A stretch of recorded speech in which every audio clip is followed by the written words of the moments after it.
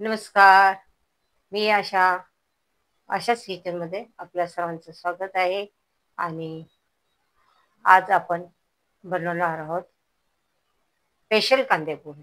हां, कांदे पोहे तर सगळेजण म्हणते हे महाराष्ट्रीयन आपला पारंपरिक पदार्थ आहे. आणि जेव्हा केव्हा पाहुणे येतात तेव्हा परदेशी आपण कांदे पोहे होतं.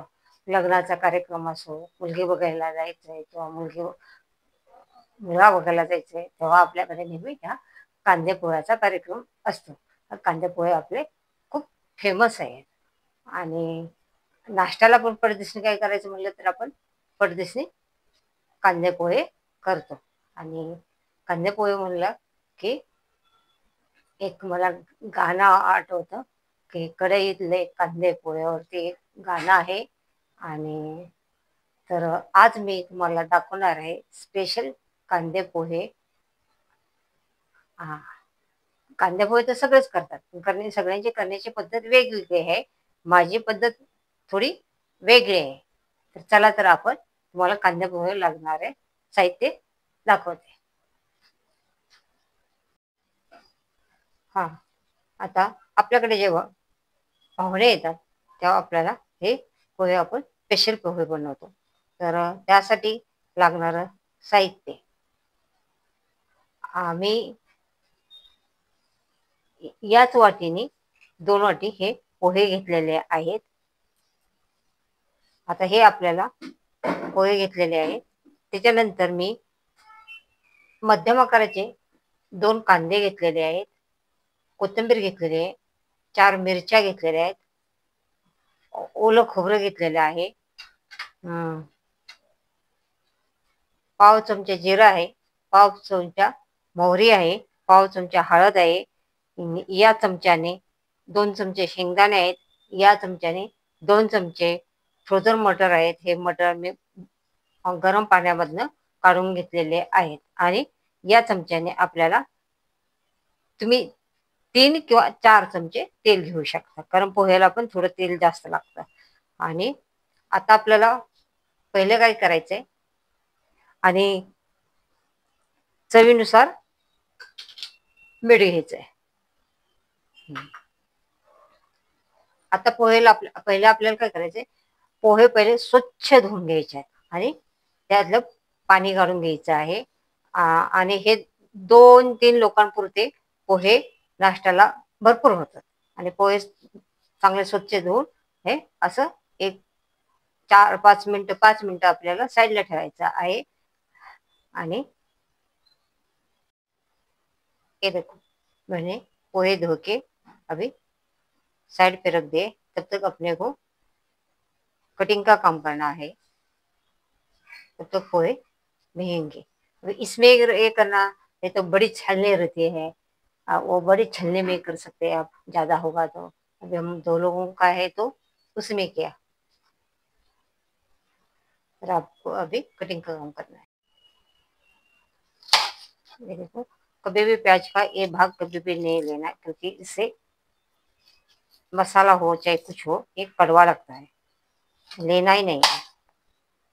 तो इसको पहले निकाल के रखना है साइड पे. मैं प्याज कट कर लेती हूँ ऐसा. अब किसको कैसे उबा काटते, कोई कैसे करते हैं, लेकिन शिकायत करूँ पोहे में उबा कटता नहीं है, ऐसे ऐसे करता है.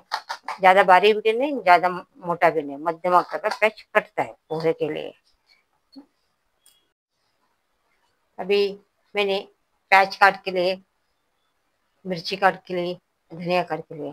अभी आपको तिखट जैसे कैसे बनाना है, किसको मतलब कम तिखट लगता है तो 3 मिर्ची यूज करो, आणि किसको ज़्यादा लगता है तो और 1 आधा मिर्ची यूज कर सकते हो, लेकिन 4 काफ़ी है, 4 से ज़्यादा मत करना. हाँ, कम लगता है तो कम कर सकते हो, ज़्यादा मत बढ़ा. अरे धनिया कट करके लिया है. चलो आता पोहे बनवायला सुरुवात करूया आपण.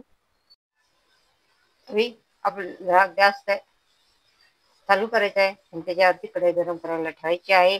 आणि त्याच्यामध्ये हे 3 ते 4 चमच आपल्याला तेल घ्यायचं आहे. या चमच्याने ते टाकायचं आहे. तेल गरम होऊन द्यायचं आहे. आणि तेल गरम झाल्यानंतर आपल्याला टाकायचं आहे. तेल गरम झालेलं आहे. आता आपल्याला गॅस थोडा कमी करायचा आहे, थोडा. त्यानंतर आपल्याला टाकायची मोहरी. पाव चमचा मोहरी घेतलेली आहे. मोहरी तडतड करायला लागणार. टाकायचं आपल्याला जिरं. जिरं पण पाव चमचा घेतलेला आहे. आणि त्याच्यानंतर आपल्याला टाकायचं आहे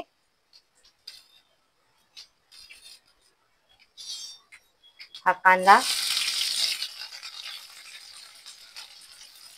कांदा चांगला आपल्याला याच्यामध्ये परतून घ्यायचा आहे. आणि थोडासा कांदा परतत आल्यानंतर आपल्याला इथे टाकायची मिरची. आता याच्यात आपल्याला थोडेसे कांदा परतल्यानंतर आपल्याला टाकायची मिरची. आणि मिरची पण चांगली परतून घ्यायची आहे. आता आणि तुम्ही याच्यामध्ये एक करू शकता. पहिल्या सुरुवातीला जेव्हा तेल टाकलं, तेल गरम झाल्या तुम्ही त्यातले शेंगदाणे तळून घेऊ शकता अगोदर. तर माझ्याकडे विसरले, मी आता दुसरीकडे हे करते.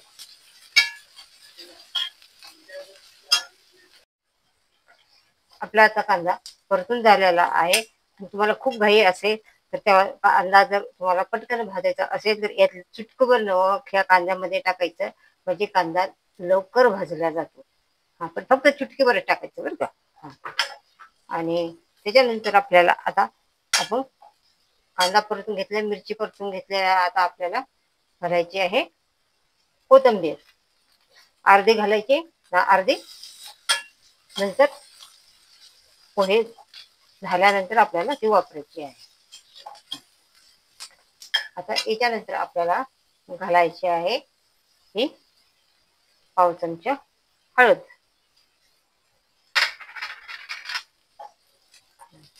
आता हळद पण कसं असतं, काय हळदीला तेवढ्या हळदीत कलर येतो, काहींना येत नाहीये, असं पण असते.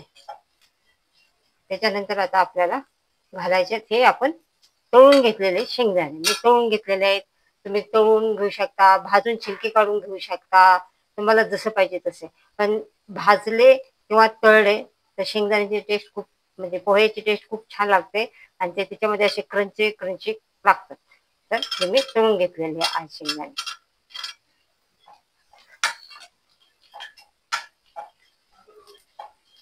आणि आता त्याच्यानंतर आपल्याला हे मटर आहे ते मटर टाकायचे. मटर याच्यासाठी की लहान मुलं सुद्धा म्हणजे आवडीने खातात. तुम्ही सीझन मध्ये ओलं मटर मिळतात तर त्यावेळेस ते वापरू शकता. आणि जेव्हा ते पण असं गरम पाण्यात थोडेसे बॉईल करून घ्यायचे, म्हणजे सॉफ्ट होतात. आणि जेव्हा नसतात तेव्हा आपण फ्रोझन मटर वापरू शकतो. आता हे सगळीकडे मिळतात, कुठे मिळत असं नाहीये.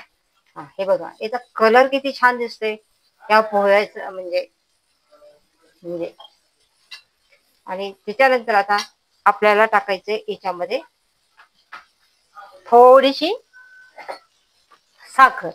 म्हणजे तुम्हाला किती पाहिजे त्याप्रमाणे. मी थोडीशी अशी एक छोटासा चम्मच आहे तर अर्धा चम्मचपेक्षा थोडीशी कमी साखर टाकत आहे. त्याच्यामुळे पोह्याला कशी चव छान येते. टाकते थोडीशी टाकायची. आणि त्याच्यानंतर आपल्याला टाकायचे आहे ते भिजवलेले. आता बघा, एवढ्या वेळात आपण कटिंग कुटिंग करेपर्यंत बघा असे भिजले. आणि ते हे पण नाही झाले, असे जादा हे पण नाही झाले, म्हणजे छान पाणी निघून छान मस्त हे झालेले आहेत. हे बघा, आता हे पोहे सुट्टे सुट्टे करायचे. आणि याच्यात आता टाकायचे तुम्हाला चवीनुसार मीठ. आता कोणाला कमी लागतं, कोणाला जास्त लागतं, तर आपण टाकणार आहोत याच्यात चवीनुसार मीठ. आणि हे 2 माणसाचा तर नाश्ता अगदी व्यवस्थित होतो याच्यामध्ये. आता अशा प्रकारे आपल्याला हे सगळं मिक्स करून घ्यायचं आहे. बघा, पोह्याचा कलर किती सुंदर आहे आणि ते दिसायला पण छान. आणि असं दिसलं ना मग मुलं पण छान आवडीने खातात. लहान मुलांना कारण खूप नखरे असतात त्यांना खाऊ घालायचे. तर मग असे, आणि हे गरम गरम पोहेच छान लागतात, थंड पोहे चांगले लागत नाही. आणि अशा प्रकारे आपले बघा पोहे तयार होत आलेले आहेत. आता आपल्याला फक्त आता हे सगळं मिक्स केल्यानंतर एक 5 ते 6 मिनिटं आपल्याला हे वाफ येऊन द्यायची आहे. याला सगळं मिक्स करायचं, याच्यावरती थोडं झाकण ठेवायचं आहे. आता मिक्स नाही झालेलं, जोपर्यंत पाणी सगळे पोहे ना पोहे मिक्स करायचे. जेव्हा तुम्ही पोहे करताना तुम्हाला एक टिप सांगते, कधीच असं उलताना वगैरे असं घ्यायचं नाही. हे झाऱ्या असतो ना, असं झाऱ्या घ्यायचा. त्याच्यामुळे कसं असतं, हे पोहे तुटत नाहीत आणि त्याचा चेंदा म्हणजे असं तुकडे तुकडे होत नाहीत. कारण मी कधी बी झाले तर मला कधीही पोहे करायचे असले तर मी झाऱ्यानेच, पहिल्यापासून या झाऱ्यानेच पोहे करते. बघ पोहे दिसतो का तुम्हाला तुटलेले? अख्खे पोहे जसेच्या तसे राहतात.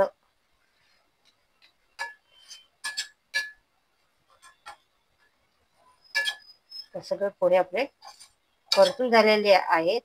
आता याच्यावरती आपल्याला 2-3 मिनिटं गॅस कमी करून 2-3 मिनिटं, कांदा ही परतल्यानंतर तुम्हाला मध्यम गॅसवरती करायचं हे सगळं, आणि त्याच्यानंतर कमी गॅसवरती पोहे हे करून, पोहे टाकल्यानंतर कमी गॅसवरती हे करून घ्यायचं, परतून घ्यायचं. असं झाकण ठेवून आता 4-5 मिनिटं वाफ येऊन द्यायची आहे. दिसायला पण किती सुंदर. आणि त्याच्यावरती आता मी झाकण ठेवत आहे.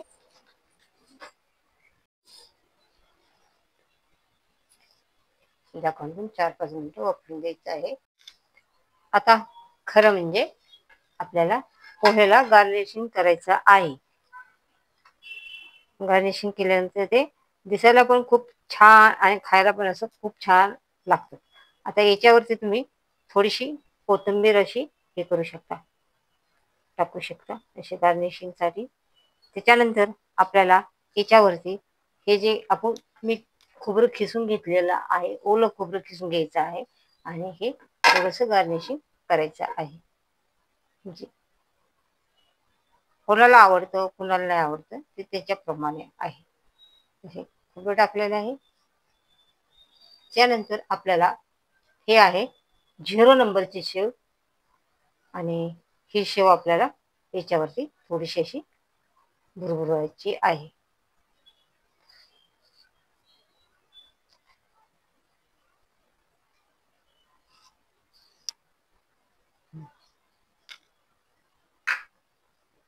अशा प्रकारे आपले पोहे सर्व करून झालेले आहेत.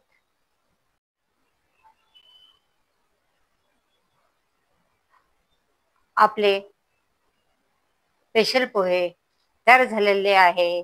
बघा दिसायला पण किती सुंदर दिसतात. आणि असं जर करून दिले तर मुलं का नाही खाणार बरं? आणि हे आपण जेव्हा आपल्याकडे पाहुणे येतात तेव्हा अशा पद्धतीने जर आपण पोहे त्यांना सर्व करून दिले तर ते पण खुश होतील. आणि हे महाराष्ट्रीयन पारंपरिक पद्धतीचा पदार्थ आहे. तो हर घरी, महाराष्ट्रांच्या हर घरोघरी बनतो. आणि मी जशा पद्धतीने बनवले तशा पद्धतीने तुम्ही बनवून बघा. आणि अशाच किचनच्या रेसिपी पाहत राहा. आणि उद्यापासून आपल्या दिपाळीच्या फराळच्या रेसिपी चॅनल म्हणजे यूट्यूबवरती येणार आहेत. तर तुम्ही सगळे माझे दिपाळीच्या फराळच्या रेसिपी पहा आणि लाईक करा, सबस्क्राईब करा, कमेंट करा आणि शेअर करा. पुन्हा भेटू, नवीन रेसिपी घेऊ. चला तर बाय.